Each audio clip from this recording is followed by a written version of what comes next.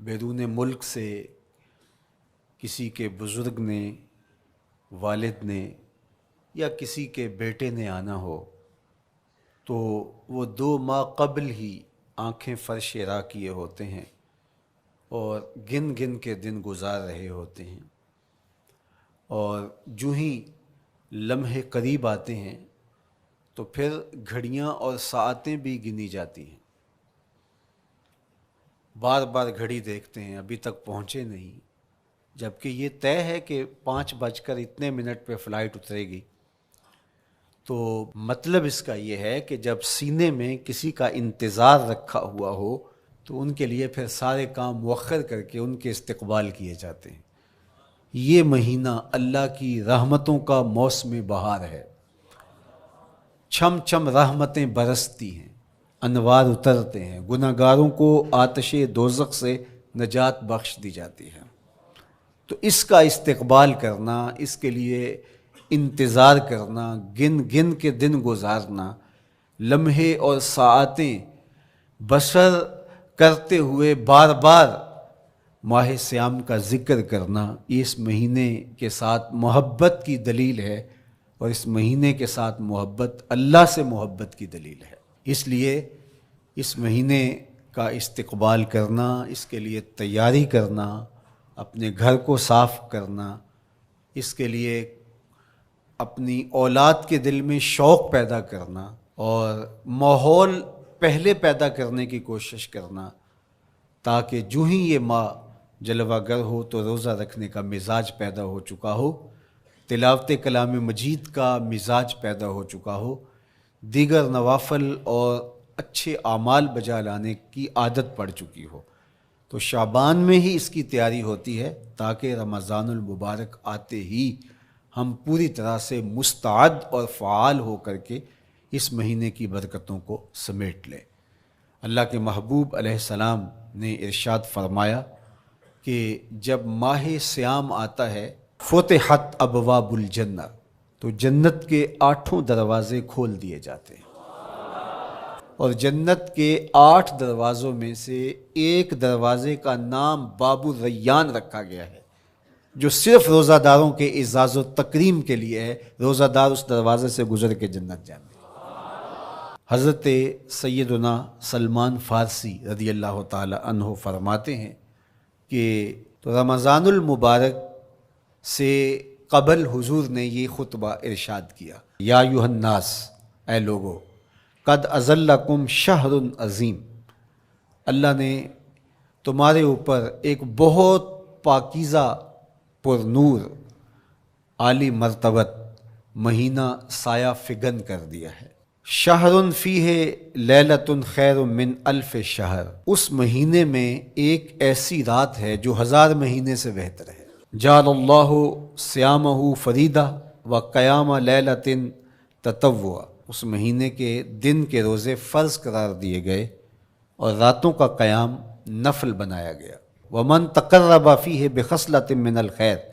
کان کمن ادی فریدۃ فیما سواہ، ایک نفل کا ثواب ایک فرض کے برابر اس مہینے میں کر دیا جاتا ہے۔ ومن ادی فریدۃ کان کمن ادی 70 فریدۃ فیما سواہ، اور اگر کوئی ایک فرض ادا کرتا ہے تو اس کو 70 فرائض کا ثواب ملتا ہے۔ وہو شہر الصبر، یہ مہینہ صبر سکھاتا ہے،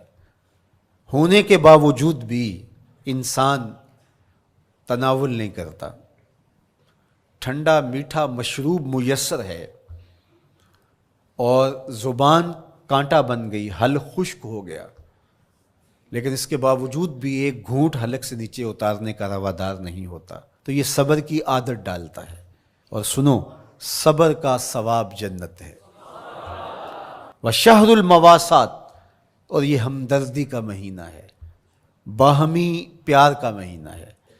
الفتیں بانٹنے کا مہینہ ہے، نرم دلی کا مہینہ ہے، ایک دوسرے کے احساس کا مہینہ ہے۔ جب کوئی شخص بھوک اور پیاس کاٹتا ہے تو اس کو پھر محسوس ہوتا ہے، بالخصوص امراء، کہ بھوک کیا بلا ہوتی ہے، اور جو نان شبینہ کو ترستے ہیں اور جنہیں کھانا میسر نہیں آتا، ان کی زندگیاں کتنی تلخ ہوتی ہیں۔ تو بھوک اور پیاس احساس پیدا کرتی ہے، وَشَهْرٌ يُزَادُ فِيهِ رِزْقُ الْمُؤْمِنِ، اور یہ ایسا مبارک مہینہ ہے جس میں مومن کا رزق بڑھا دیا جاتا ہے۔ غرباء تک بھی اللہ کی نعمتیں وہ پہنچتی ہیں جو عام دنوں میں ان کو میسر نہیں ہوتی، اور امراء بھی نعمتوں کا لطف لیتے ہیں، اس لیے کہ بھوک کاٹنے کے بعد جب ان کو نعمت میسر آتی ہے تو پھر انہیں احساس ہوتا ہے۔ وَمَنْ فَطَّرَ فِيهِ صَائِمًا كَانَ مَغْفِرَةً لِذُنُوبِهِ، جس نے روزہ دار کا روزہ افطار کروایا، یہ افطاری گناہوں کی مغفرت اور آتش دوزخ سے گردن کی آزادی کا مجدہ جاں فضا بن جائے گا۔ وَقَانَ لَهُ مِثْلُ أَجْرِهِ مِنْ غَيْرِ أَنْ يَنْقُصَ مِنْ أَجْرِهِ شَيْءٌ، اور روزہ افطار کروانے والے کو روزہ رکھنے والے جتنا اجر ہی دیا جائے گا، لیکن روزہ رکھنے والے کے اجر میں بھی کوئی کمی نہیں واقع ہوگی۔ تو صحابہ کا تو دل تڑپنے لگا کہ یہ کتنی بڑی بات ہے۔ انہوں نے کہا اے اللہ کے پیارے رسول صلی اللہ علیہ وسلم، ہم میں سے تو ہر بندہ یہ طاقت نہیں رکھتا کہ روزہ دار کو روزہ افطار کروا دے، تو یہ تو پھر اہل زر ہی یہ سعادت حاصل کر پاتے ہیں۔ حضور نے ارشاد فرمایا یؤت اللہ ھذا الثواب، یہ ثواب اللہ اسے شخص کو بھی عطا کرے گا۔ من فطر صائما علی مزقۃ لبن او تمرۃ او شربۃ من ماء، جس نے کسی کا روزہ ایک گھونٹ دودھ سے کھلوا دیا یا ایک کھجور سے کھلوا دیا یا پانی کے ایک گھونٹ سے اس کا روزہ افطار کروا دیا۔ ومن اشبع صائما، اور جس نے صحیح اہتمام کے ساتھ روزے دار کو اچھا کھانا کھلایا، اچھی پرتکلف افطاری دی، سقاہ اللہ من الحوض شربتا لا یظمأ حتی یدخل الجنہ، اس کو حوض کوثر سے ایسا جام ملے گا 50,000 سال کے دن میں اس کو دوبارہ پیاس نہیں لگے گی، یہاں تک کہ جنت میں چلا جائے گا۔ فرمایا وَهُوَ شَهْرٌ أَوَّلُهُ رَحْمَةٌ، یہ وہ مہینہ ہے جس کے پہلے 10 دن رحمت ہیں، اور اس کا درمیانی عشرہ اوسطہ وہ مغفرت ہے، وآخرہ عتق من النار، اور اس کا آخری عشرہ جو ہے وہ آتش دوزخ سے نجات کا ضامن ہے۔ کہا کہ 4 کام اس مہینے میں کثرت کے ساتھ کرو، وہ 2 خصلتیں، 2 کام جن کے ذریعے سے تم اپنے رب کو راضی کر سکو۔ فشہادت اللہ الہ الا اللہ، وہ گواہی دینا ہے لا الہ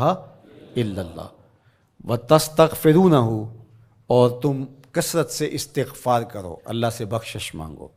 اللہ سے جنت طلب کرو اور دوزخ سے پناہ مانگو۔ تو یہ کام جو تمہاری ضرورت ہے تم اس مہینے میں کثرت کے ساتھ کرو۔